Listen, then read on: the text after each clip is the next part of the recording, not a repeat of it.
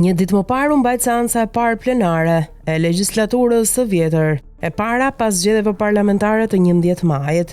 Në seancën e së njëjtës mungoi deputeti i Partisë Demokratike Dashnor Sula.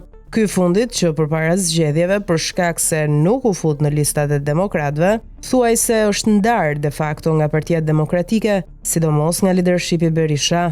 Sula nuk do të jetë më deputet në legjislaturën e re që nis në shtator, por ai mungoi në seancën e parë plenare pas zgjedhjeve.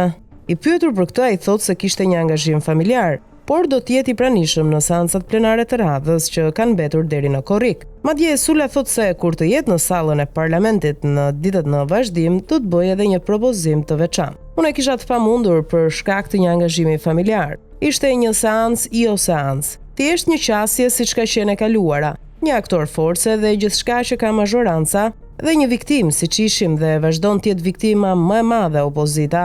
Në seancat e tjera plenare do të jem dhe do të bëj një propozim për deputetët, që më mirë Shqipëria të kthehet në monarki kushtetuese, sepse ai parlament është pa vlerë. Jemi republikë kryeministrore, thot Sula.